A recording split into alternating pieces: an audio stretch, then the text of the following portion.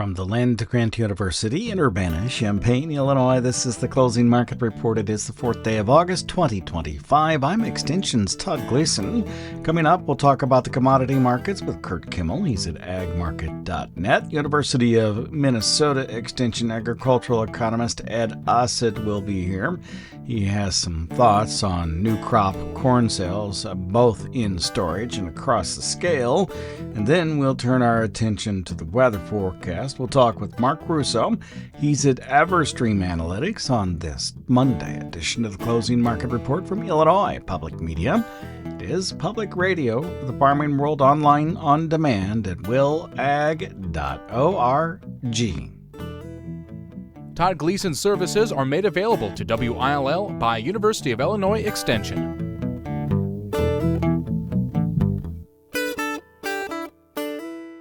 September corn for the day at $3.87, down 2.5 cents. December on its settlement price, 3 3/4 cents lower at $4.07. The March at 4.24 3/4, down 3.5. November beans at $9.94.5, up 5 1/4. The January at 10.13, 5 1/4 higher.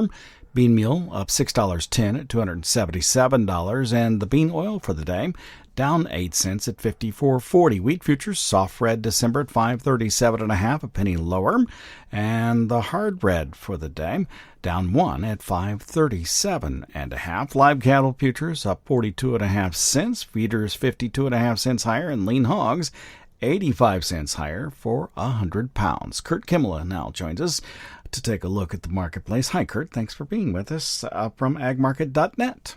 Glad to be here, Todd. Thank you. Well, let's start with the corn. What'd you make of the market for the day? Well, new lows.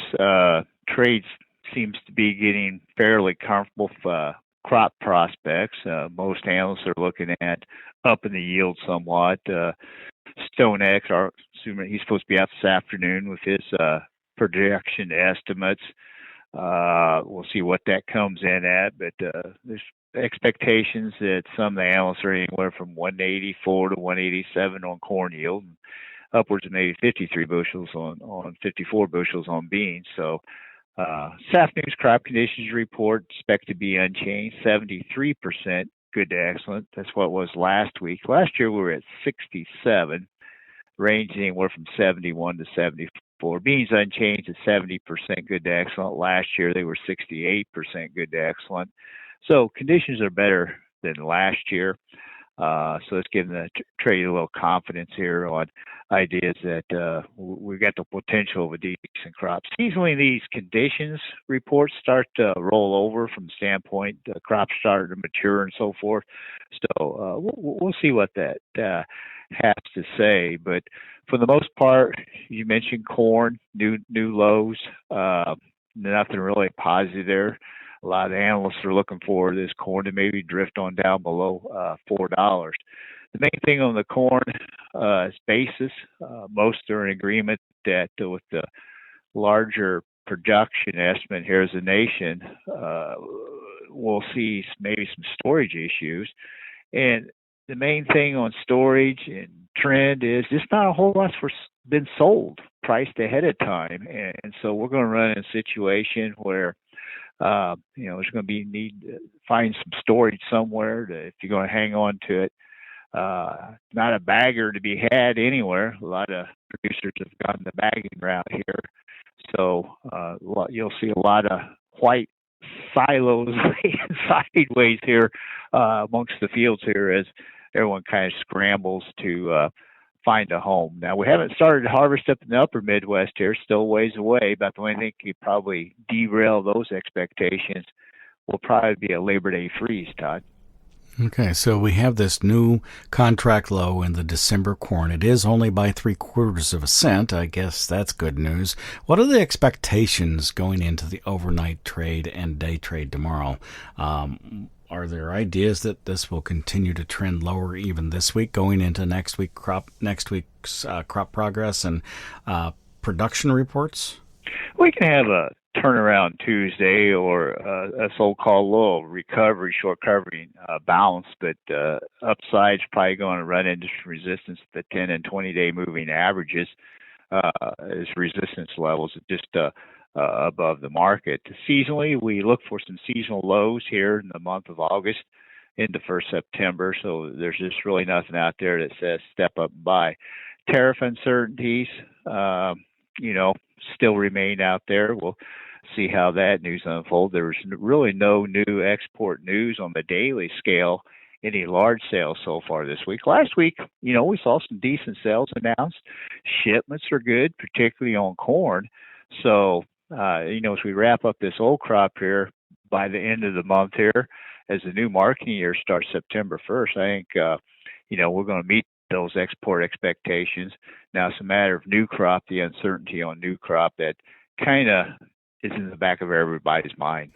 So new contract lows in corn. However, soybeans managed to gain for the day. Why was that the case?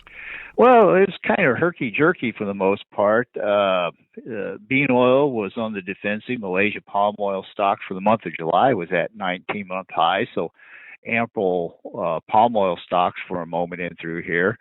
Then that was a little lower overnight. Then, too, we saw OPEC talk about increased production over 500,000 barrels for the month of September. So we're in a situation where that was able to be reversed in through here. The trade was wanting to spread the market, actually, buy beans, sell corn, buy beans, and sell some other commodities on spread activity. Not heavy volume for the most part, but the trade was more worried about the corn versus beans here just through today. Anything else before I let you go for the day? Well, we'll see how the market unfolds in through here. Guys are frustrated from the standpoint having maybe spray a second time for fungicide. Then, too, we're hearing just a lot of labor issues, finding some truck drivers this fall. So anybody listening that wants a little job here this fall, I'm sure some producer will be more than willing to show you how to drive a truck real quick.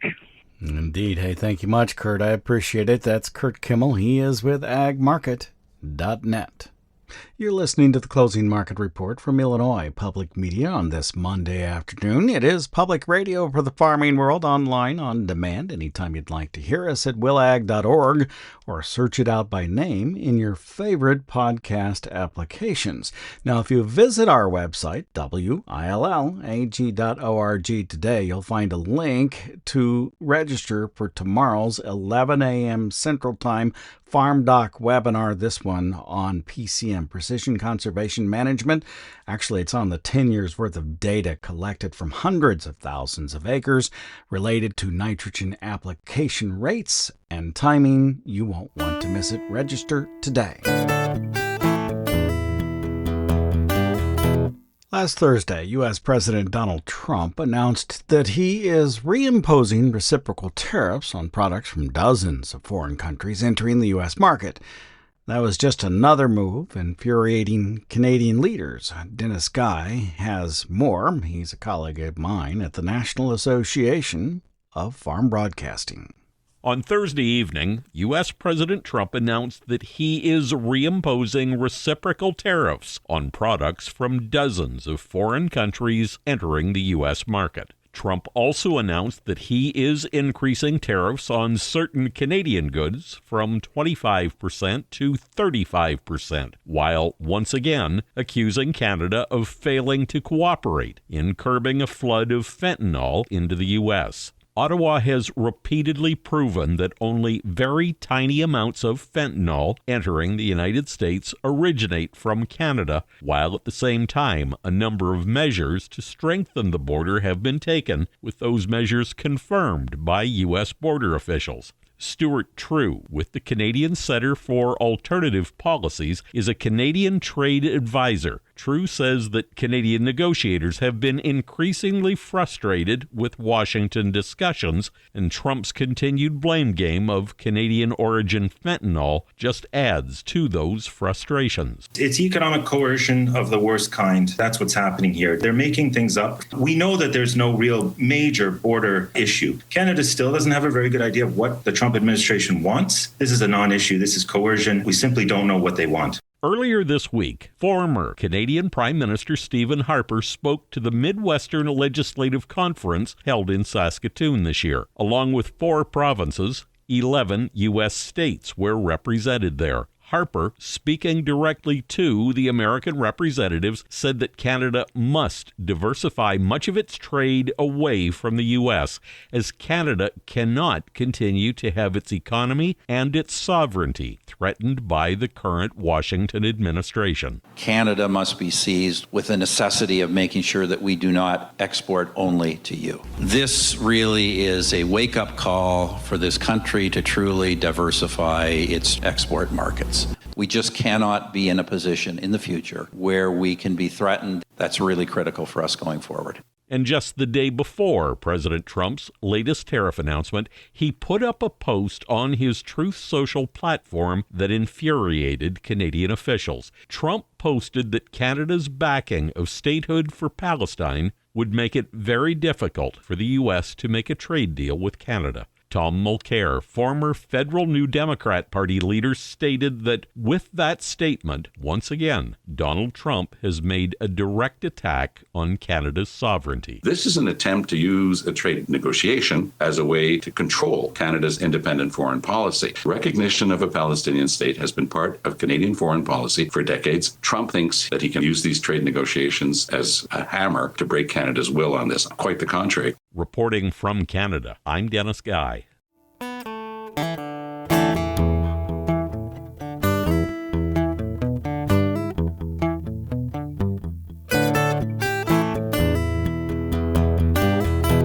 We're now joined by Ed Usset, agricultural economist at University of Minnesota and with Extension. Thank you, Ed, for taking some time with me. We have tariffs to talk about. We have a really big corn crop to talk about, soybeans that probably will be made in the month of August. It appears that way, at least to this point. What's top of your mind for this crop year at this time? Well, it's a hard one to watch as we continue to drift lower. I, like many of your listeners, Todd, I've been waiting for that spring, summer rally, something where I could get something done.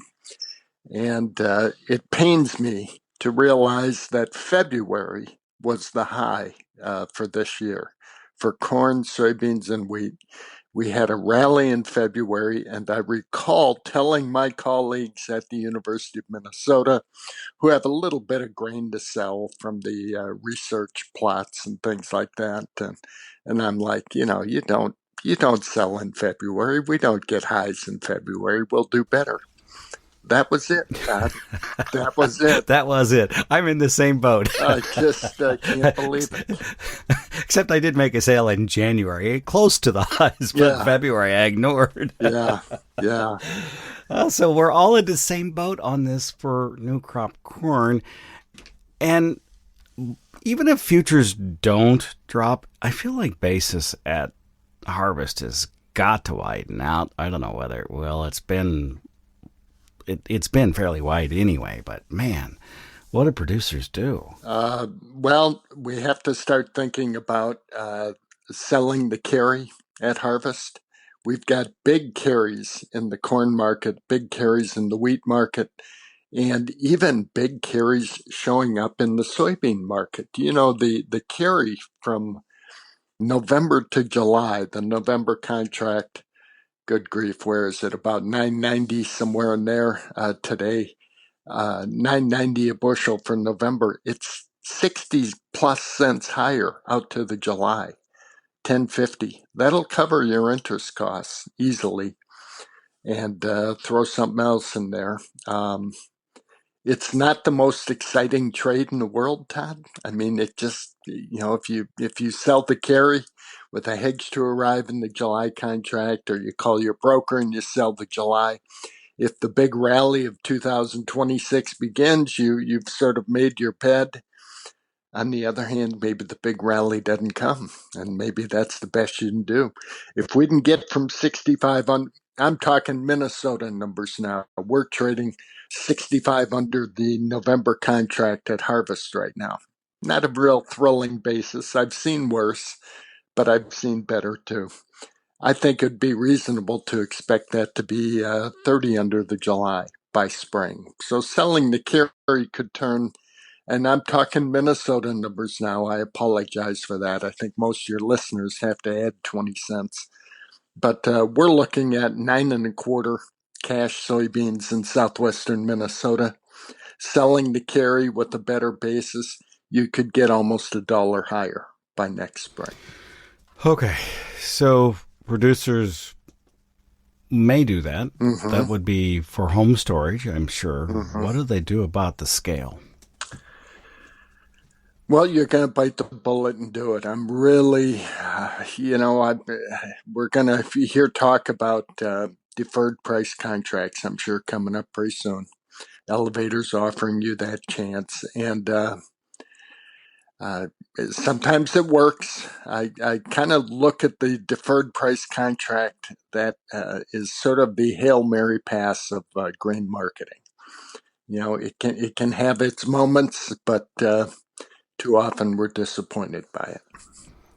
Do you think, and this is reaching, that Mexico holding off with President Trump on their tariffs and trade agreement will offer an opportunity for them to continue to buy corn going into harvest as they have had dry weather throughout their season? I would think so. Mexico buys just a tremendous amount of corn from us. I've told you this, that our sales to Mexico in the last year are the equivalent of 7 shuttle trains. 7 100-car shuttle trains crossing that border every day, 365 days a year. That's how much corn Mexico has bought from us in the last year. I hope tariffs don't get in the way of that.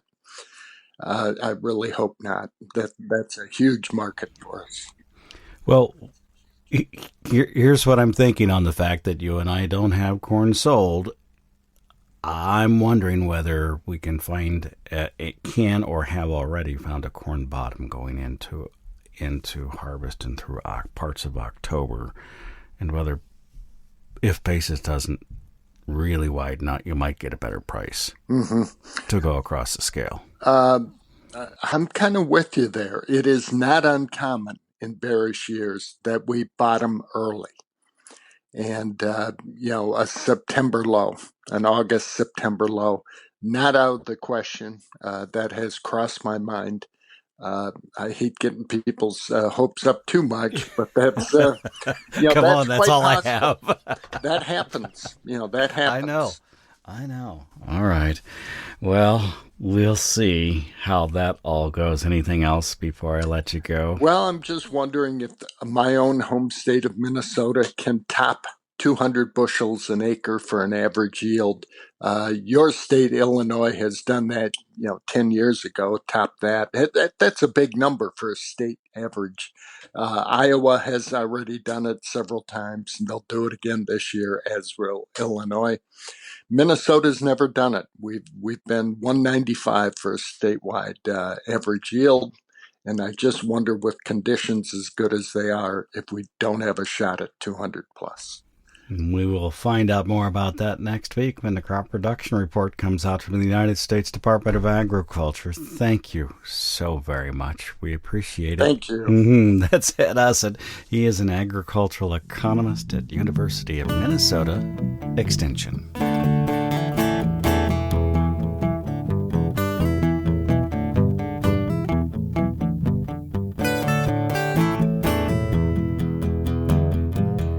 Let's check the weather forecast now with Mark Russo. He's at EverStream Analytics. Hi, Mark. Thanks for being with us. Hello, Todd. Thanks for having me. It was a great weekend. Weather's been really good. What can we see across the Midwest for the coming week? Well, this favorable weather here looks to continue throughout the week. Rainfall will now be below normal, as we saw over the weekend. Most of the rain suppressed into the southern U.S. And so for this week, drier than normal conditions, and temperatures will remain cooler than normal throughout the middle to latter portion of this week. It's then next week where temperatures then climb to warmer than normal levels, but it still looks to stay generally drier than normal across the bulk of the belt. Do we lose the humidity at some point, or does it stay with us? We are going to see humidity increase again this upcoming weekend and next week as temperatures begin warming up. But right now, it doesn't look like we return to like those dew points in the 70s, like what we saw back, much of last week and prior to that, which resulted in the very oppressive levels of atmospheric moisture. August generally tends to be a dry month. Do you expect much in rainfall across the 30 days of the month?